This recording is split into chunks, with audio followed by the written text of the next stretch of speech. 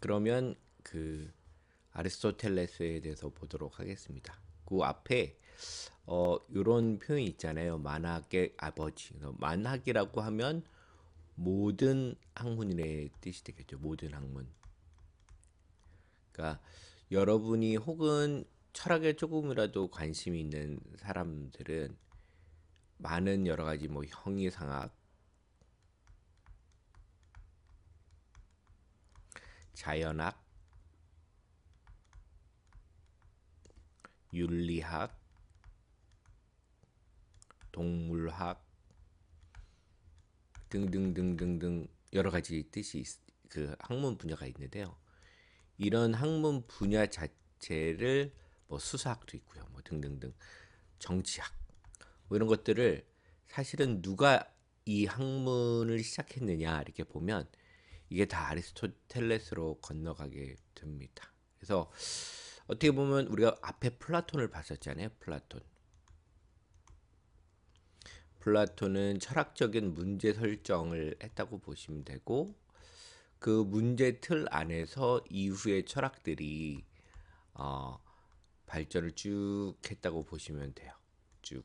그래서 요 어떤 문제들을 어떻게 생각할까, 세상을 어떻게 볼까라는 문제를 고민했다면 아리스토텔레스는 실제로 그런 것들을 더 세분화시켜서 어떤 기초에서 이 학문들이 시작해야 될지에 대한 고민을 했다고 보시면 됩니다. 그래서 플라톤과 아리스토텔레스를 빼고 서양 철학에 대해서 얘기를 할 수 없을 것 같습니다. 그 정도로 중요하고요. 그다음에 그래서 만학의 아버지라는 말을 여기 제목을 뭘로 하냐면 모든 학문의 개척자라고 보시면 됩니다. 여러분이 알고 있는 이제 자연과학 있잖아요. 자연과학도 사실 옛날에는 철학이 포함되어 있기 때문에 아리스토텔레스 안에서 이루어졌다고 보시면 됩니다. 그래서 아리스토텔레스 하면 우리가 이제 플라톤의 우리가 같은 철학자들에 대한 저희가 갖고 있는 편견이 있잖아요. 그냥 사유만 하고 바깥에 있는 세상에서는 나는 에 대해서는 관심을 끊고 오직 내 안에 있는 사유만 가지고 그냥 논다 이런 오해들이 있잖아요. 근데 반대로 그 플라톤도 정치 실험을 하기 위해서 정말 어떤 국가에 가서 노력을 실패는 했지만 노력하기도 했었는데 아리스토텔레스도 사실은 동식물들을 관찰하기에 나와서 확인하고 관찰하고 보고 분류하고 하는 작업들을 했어요. 그러니까 우리가 생각하는 것처럼 음, 책만 보는 사람들은 아니었습니다. 그래서 요 정리된 걸 좀 읽어보면 아리스토텔레스는 이렇게 말했어요.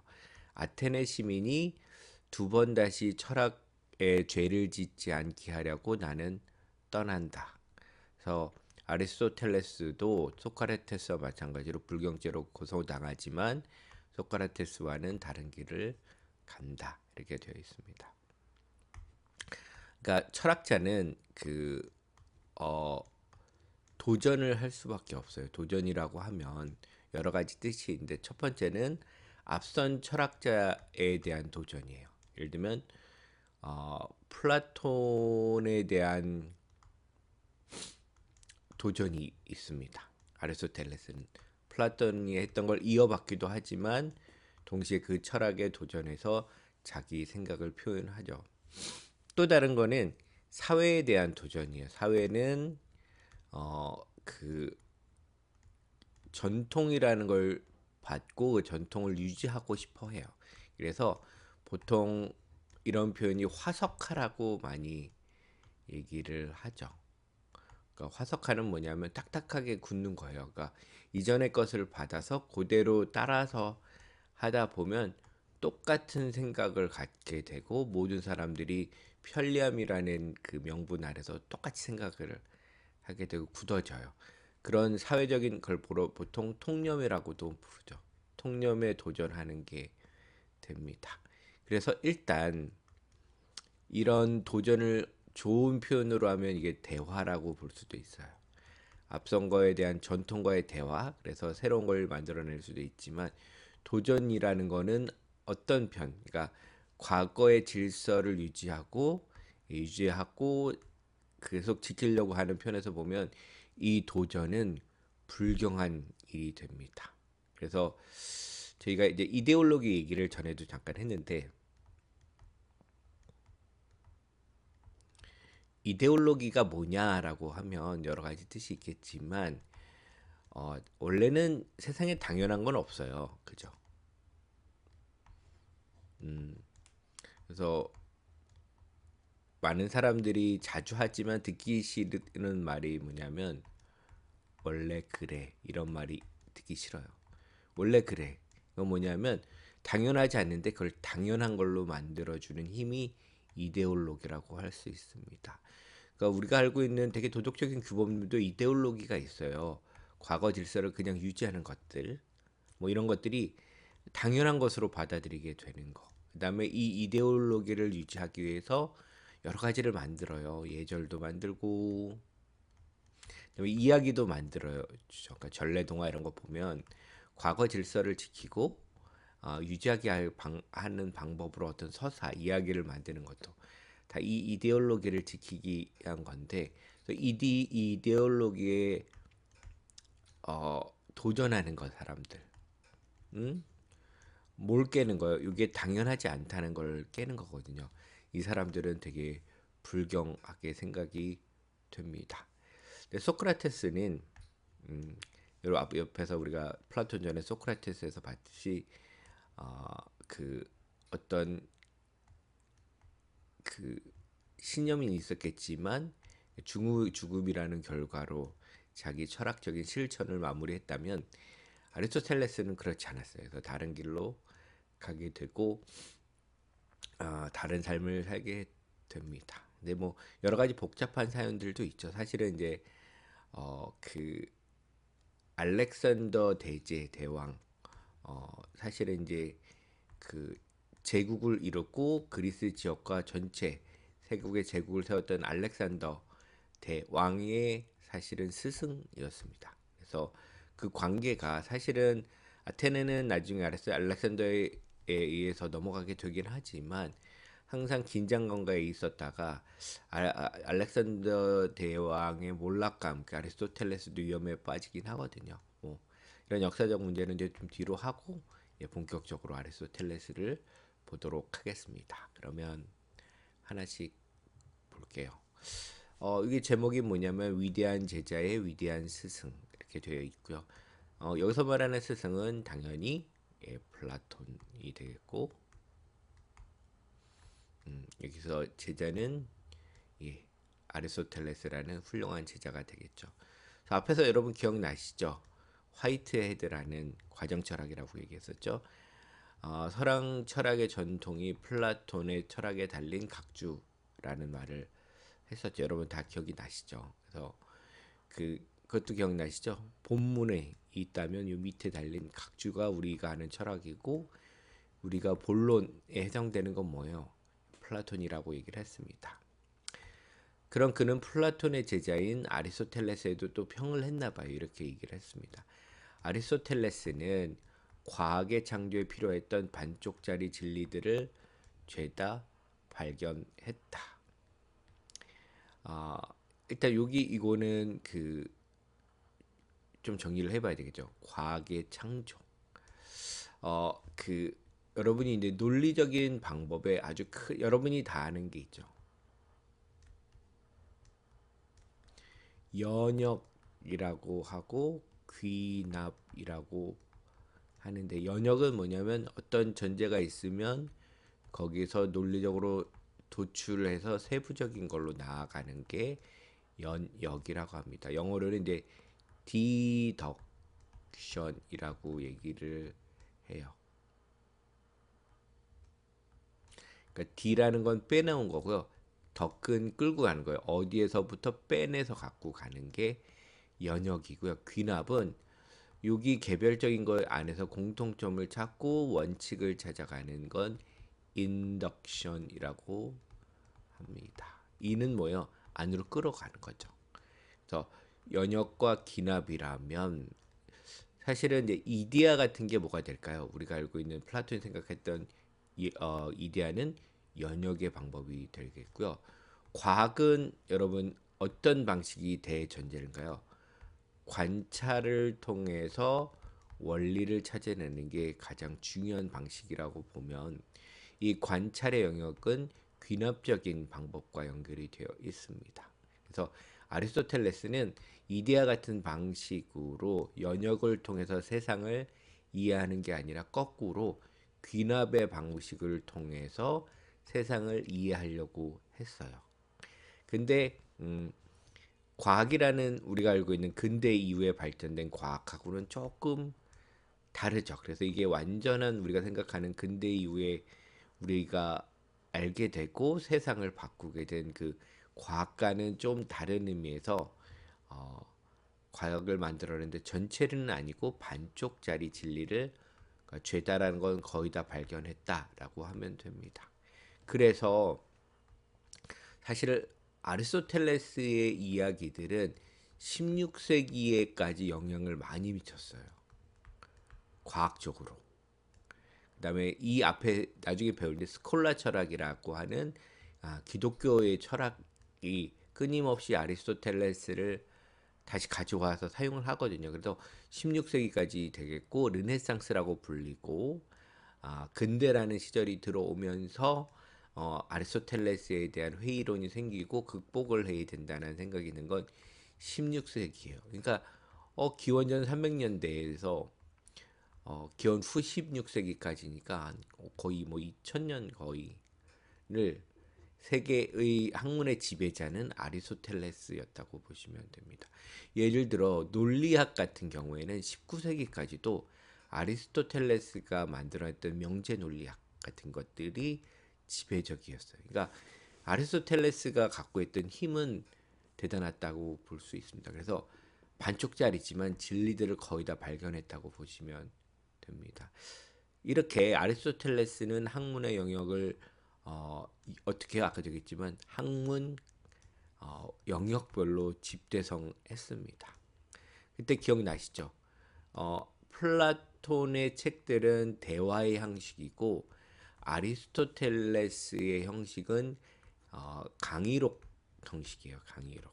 그래서 어, 아리스토텔레스가 한 내용이나 혹은 자기가 수업을 위해서 정리해 놓은 책들이 아리스토텔레스의 책이라고 보십니다. 그래서 둘 다 여러분이 읽어보시면 알겠지만 우리가 알고 있는 것처럼 되게 쉽게 이해가 안 돼요. 왜냐하면 자기 생각을 명확하게 명시적으로 전달하는 게 아니라 대화를 통해서 혹은 내가 어떻게 전달할지에 대한 자기 생각을 정리한 노트라고 봐야 되겠죠. 그래서 쉽지가 않습니다. 그래서 일단 그래도 집대성을 했고 자연 대상을 그 특징에 따라 어떻게요? 귀납의 방식에 따라 세밀하게 분류하려고 했습니다. 뭐 돌고래를 포유로 분류한 최초 인물도 아리스토텔레스였습니다. 어떻게 가능할까요? 아, 알이 아니라 그 아이를 직접 낳는 방식으로 낳는 것을 확인하고 분류를 하는 거죠. 알로 난태생이 아니라는 사실을 통해서 이게 어류로 분류할 수 없겠구나 알겠고 이거를 찾기 위해서는 포유류로 가야 다 젖을 먹여서 키우는 포유류로 가야 되겠다고 생각한 것도 아리스토텔레스였습니다. 아까도 얘기했지만 동물학이라는 엄청나게 큰 책을 써서 지금 아마 이것도 번역이 되어 있어요. 우리말로 번역이 되어 있으니까 보면 되는데 별로 추천할 만한 책은 아닌 것 같습니다. 그래서 아리스토텔레스는 384년에서 322년, 300년대 태어난 거죠. 모든 학문의 개척자로 불리고 있습니다. 그래서 물리학, 천문학, 기상학, 아까 제가 얘기했죠. 형이상학, 정치학, 논리학, 시학, 윤리학, 동물학, 식물학 등 그가 다루지 않은 학문 분야는 거의 없다고 해도 과언이 아닙니다. 그래서 지금 현대 철학자들도 둘 중에 한 몸으로 가서 시작을 해요. 그러니까 예를 들면 나의 철학, 나는 새로운 철학의 이야기를 하고 싶어라고 하면 어, 그 훌륭한 철학자들은 어떻게 하냐면 처음부터 가서 그 자기 철학에 대해서 검증을 하기 시작합니다. 그래서 가장 많은 거는 플라톤과 이 아리스토텔레스에 가서 그들이 내가 생각하는 이 대상, 철학적 대상이나 주제에 대해서 어떻게 생각하고 있는지 혹은 나는 그 생각과 어떻게 다른지를 차이를 만들고 나서 자기의 철학을 의 기초로 삼으려고 해요. 어떤 사람들은 이제 소크라테스 이전 철학자로 돌아가는 사람들도 있긴 있어요. 왜냐? 소크라테스 플라톤과 아리스토텔레스의 체계가 너무 굳건하기 때문에 그다음에 여기 안에서 태어난 모든 철학자들에게 아까도 얘기했던 도전을 하거나 어떤 질문, 대화를 시작하기 위해서는 이들과 달랐던 소크라테스 이전의 철학자로 돌아가는 경우도 많습니다. 하여튼 한 가지 방법이요. 플라톤, 소크라테스로 돌아가거나 아리스토텔레스로 돌아가거나 그 이전으로 가서부터 자기 철학을 시작하는 게 되게 중요합니다. 그래서 그런 의미에서 아리스토텔레스로 자꾸 돌아가야 되겠죠. 왜냐? 학문 분야를 거의 기초를 닦은 사람이 아리스토텔레스였기 때문에 일로 돌아가지 않을 수 없어요. 그러니까 대부분 이제 일로 돌아가야 합니다. 그래서 그 아리스토텔레스는 이제 그 성장에 대해서 얘기해 볼까요? 그리스 북쪽 변방에 있던 트라키아의 스타기아라는 곳에서 태어났습니다. 여기서 이제 중요한 게 그리스 북쪽 그, 그 변방에 사실 알렉산더 대왕이 시작했던 제국이 탄생한 데예요. 그렇기 때문에 아까 얘기했던 그 알렉산더 대왕의 어렸을 때 스승이 될 수 있었던 이유기도 합니다. 고대 그리스인들은 그 외부인을 모두 야만인으로 보았기 때문에 그때 기억나시죠? 야만인은 단순히 우리가 생각했던 그 야만인과 달리 그 기억나시죠? 바바로스 외국인이라는 뜻이 있어요. 외국인. 봤기 때문에 스타기아 사람들은 그리스 도시 국가에 살던 사람들로부터 좀 멸시를 당했습니다. 근데 그 당시 아테네나 이런 힘이 있는 소도시들, 도시 국가들은 지역 그 근처에 있는 다른 지역을 식민지로 삼아서 약탈을 하기도 하고 수익을 창출하기도 했어요. 그래서 마치 그 아테네가 있었던 시절의 그 그리스의 도시 국가들이 어떤 평온한 체제에 있었다고 보시면 안 되고요. 사실 아테네와 스파르타의 전쟁도 되게 유명하죠. 근데 그 전쟁에서 아테네가 국력을 소진해서 쇠락의 길로 갔던 것도 사실이죠. 그래서 일단 아테네는 그 이 도시 국가 중에서 그다음에 섬과 많은 섬들이 있었으니까 섬에 있는 어떤 지역의 국가들과의 관계에서 식민 지배자 역할을 좀 했어요. 그러니까 바깥에 있는 사람들에 대한 멸시를 좀 차별을 했었겠죠. 아리스토텔레스는 대머리인데다가 키도 작고 말도 더듬었고 겁도 많고 매우 예민했던 걸로 전해지고 있습니다.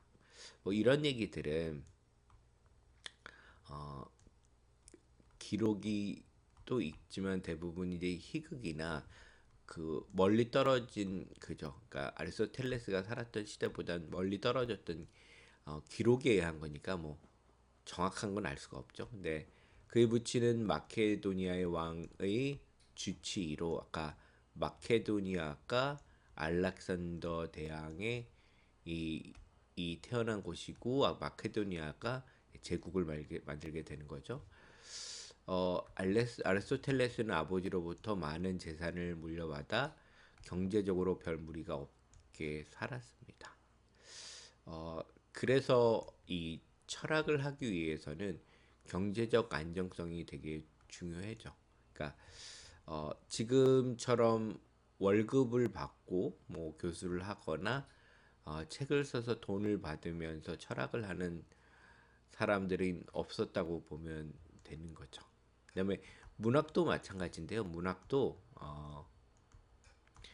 지금은 이제 베스트셀러를 내게 되고 어 조안 롤링 그 뭐죠 그 해리포터를 쓴 J.K. 롤링 같은 분은 수익이 한 1조 정도 될 거라고 추산을 하더라고요. 1조. 그러니까 책을 써서 책이 또 영화화 되면서 판권을 갖게 되고 하면서 부가 뭐 그 연관 상품들이 많이 팔리고 해서 1조를 얻게 됐지만 옛날에는 책을 팔아서 부자가 된다는 건 생각도 못했고 옛날에는 후원인 제도, 후견자 제도라서 페이트론이라고 많이 했어요. 그러니까 귀족이나 이런 사람들이 이제 돈을 대주고 그걸로 이제 글을 쓰고 해서 책 앞에는 항상 헌정을 하는 시나 내용이 들어가 있었어요. 누구한테 드린다. 그것처럼 이 철학도 직업 철학자가 되기에는 사실은 힘들었기 때문에 대부분이 이제 어느 정도 부가 있는 사람들이 필요했겠죠. 또한 그는 굉장한 미식가였고 돈이 많이 들었겠죠. 외모에 상당히 신경을 써서 올리브 기름을 넣어서 이제 데우고 그 물에다가 욕조를 채우고 뭐 목욕하는 것을 즐겼다고 합니다. 그러니까 어떤 부가 있었기 때문에 어, 그좀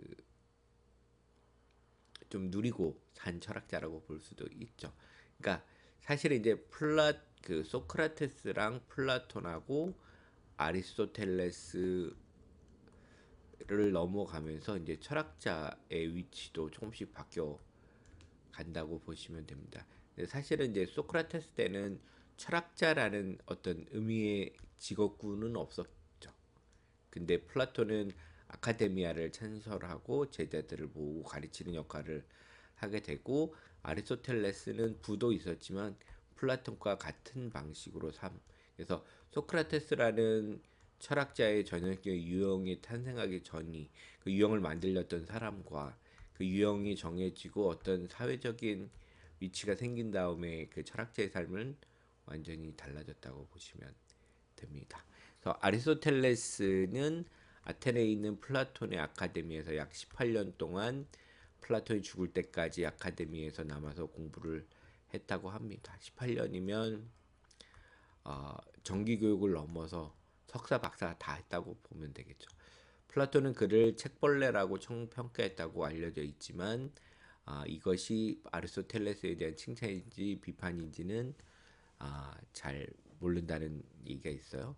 책벌레란 책을 많이 읽는다는 의미도 있지만 주야 청천 책만 읽었지 맨날 책만 읽고 철학적 사색이나 능력 혹은 통찰력은 부족하다는 뉘앙스도 있을 수도 있습니다. 철학자들은 대부분 이제 그 책을 아주 좋아하는 사람이고 소수의 적지만 아주 위대한 철학자들은 독서를 하지 않는 사람들이 있어요. 그러니까 남을 책에 읽어서 나의 생각을 발전시킬 수 없다고 보는 사람들이 있어요. 그 중에 한 명이 아마 비스트 이게 잘안 돼. 비트겐스타인이라는 슈타인 그 20세기 초에 그 언어 철학이 되게 유명했거든요. 분석 철학에서 그 이 세계를 보는 도구가 언어인데 우리는 언어 밖으로 나갈 수 없고 언어를 분석해서 세상을 좀 더 선명하게 봐야 된다라는 생각을 가지고 철학을 했었던 사람들이 이제 분석 철학자인데 이 그 중에서 비트겐슈타인은 엄청난 천재고 어떻게 보면 엄청난 부자이기도 하죠. 아리스토텔레스처럼. 근데 아리스토텔레스보다 훨씬 더 부자였던 거는 이 사람은 아버지가 오스트리아의 철강 회사 사장이었는데 그 당시에 유럽 전체의 가장 큰 철강 회사였고 돈이 제일 많았으니까 아마 세계적으로도 손에 꼽히는 아마 부자였겠죠. 근데 그 재산을 다 포기하고 이 사람은 이제 전쟁에 나간다거나 시골 학교 선생님을 한다거나 하는 삶을 살면서 자기 철학을 했어요. 근데 책도 그 박사 논문을 낸 그를 다시 책으로 낸 거 외에는 별로 그럴싸한 책도 별로 없어요. 하지만 세계 철학에 엄청난 큰 영향을 미친 철학자가 됐는데 이 사람은 남의 책을 안 읽었대요.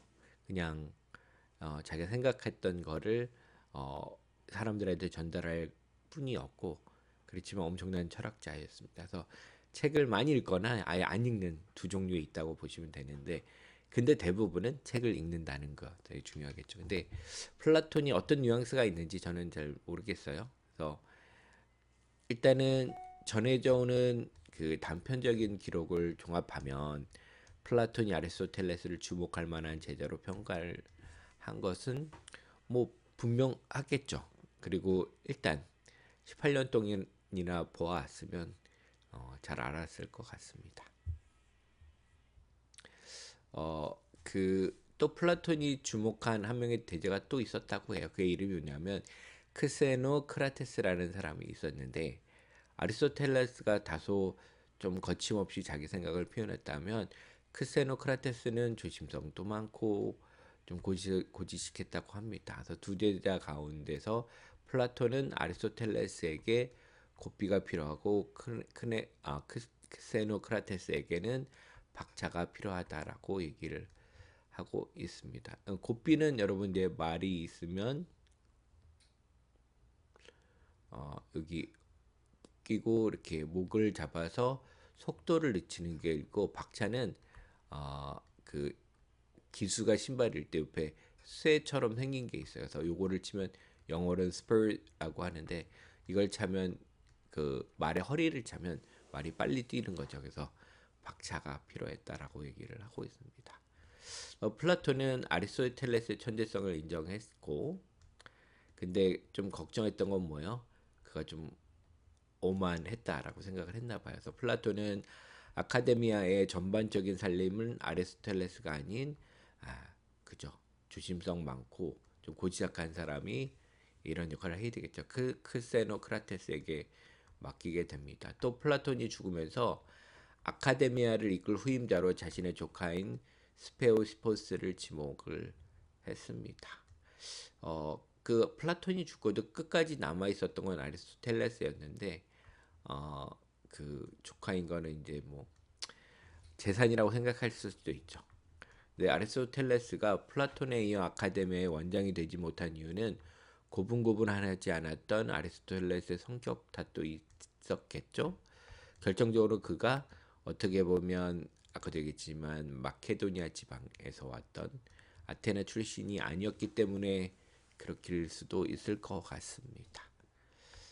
근데 여기 이제 아리스토텔레스에 대한 성격에 대한 규정을 했는데 대부분이 그 권위에 대한 도전이 없으면 새로운 거를 만들어내기 힘들어요. 그래서 어떤 영향을 받는 거에 대한 두려움, 긴장감이 있어야 어떤 새로운 걸 창조하게 됩니다. 이걸 anxiety of influence라고 하는데 윗선대 앞에 있었던 사람 위대한 사람들의 영향이 내가 그것들을 모방할 수밖에 없다라는 이 불안감이 이 압박이 새로움을 만들어낼 수 있다라는 힘이 있는데 그때 그냥 앞에 있는 권위에 짓눌리거나 위협받고 그냥 그 영향의 긴장감 안에서 그냥 무너져 내리면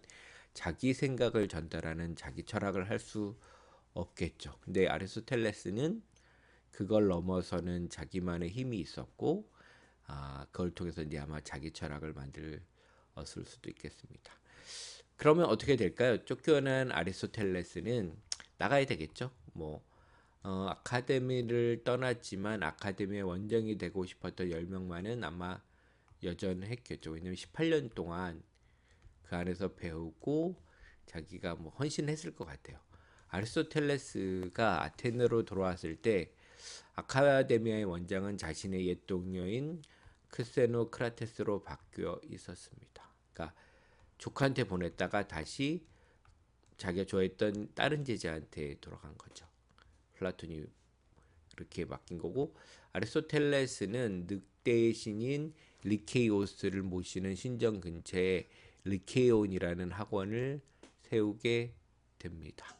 그래서 그러니까 자기만의 이제 그 학원을 세운 거죠. 아카데미아의 원장이 되는 것을 포기하고 아카데미보다 더 뛰어난 학원을 세우기로 마음먹은 것이다.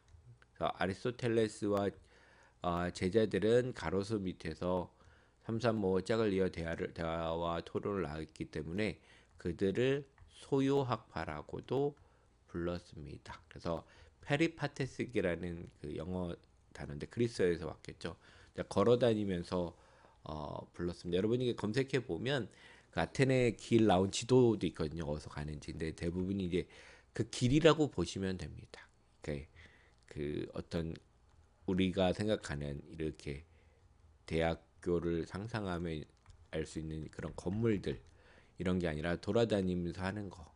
그러니까 좀 더 자유롭고 그다음에 이 당시에도 우리가 알고 있는 교실 여기 교실이면 책상들이 이렇게 있고 선생님이 교탁위에서 가르치고 전달하는 방식의 학교는 사실은 그렇게 오래된 게 아닙니다. 그래서 사실은 19세기 빅토리아 시대 때 우리말로 하면 빅토리아 시대 때 지금 우리가 알고 있는 교실 방식의 수업이 그 만들어졌다고 해요. 왜 했냐면 그 당시에는 이 영국 제국이 별명이 있었죠. 뭐냐면 해가 지지 않는 나라라는 별명이 있어요. 해가 지지 않는 건 뭐예요? 지구 전국에 그 영국의 그 식민지가 있기 때문에 해가 지지 않겠죠. 근데 이 제국 전체에 어떤 지식을 전달하는 방법 중에 하나가 이 교실 방식이에요. 한 사람의 교수자가 똑같은 내용을 많은 학생들에게 동시에 전달하는 방식이었고 이게 그 당시에는 효과적이었는데 지금 문제가 뭐냐면 우리도 이 그 빅토리아 시대 때 생겨난 이 수업 방식을 그대로 가지고 와서 사용을 하고 있습니다. 이 얘기는 뭐냐 하면 우리가 지금 21세기 인공지능이 우리의 삶을 어떻게 지배할지도 모르는 이 두려움과 혹은 그 희망찬 기대를 안고 사는 이 순간에도 19세기의 교육 방식을 따라서 이루어지고 있고 그렇게 평가한다는 게 조금 문제가 될 수 있겠죠. 그래서 이런 그러니까 우리가 겪고 있는 빅토리아식의 교실 수업 방식과는 달랐다고 보시면 됩니다. 그러니까 걸어가면서 얘기하고 질문과 대답을 하고 자기의 생각을 전달하고 받는 방식은 뭐냐면 그 제가 이거는 저의 그냥 뇌피셜인데 학생들이 이런 방식에서는 학생들이 수동적 학습자가 될 수 없었을 것 같아요. 수동적. 그냥 선생님이 하는 얘기를 예 그렇습니다 이렇게 받아들일 수 있는 게 아니라 선생은 끊임없이 대답을 원하는 질문을 하겠고 학생은 그 질문의 대답을 끊임없이 고민하고 대답을 해야 되는 거죠. 그렇기 때문에 우리가 알고 있는 그냥 가만히 앉아서 정보를 습득하고 받아들이는 방법하고는 완전히 달랐을 것 같다는 생각이 듭니다. 그래서 우리도 이런 식으로 가야 될 것 같죠. 그러니까 여러분도 공부를 할 때 책을 읽을 때 여러분이 그냥 글을 읽으면 머릿속에 안 들어와요. 저도 그렇지만 그러니까 이 글 읽은 거에 대해서 내가 끊임없이 질문을 던지고 그 다음에 내가 또 대답을 해보는 대화적인 관계로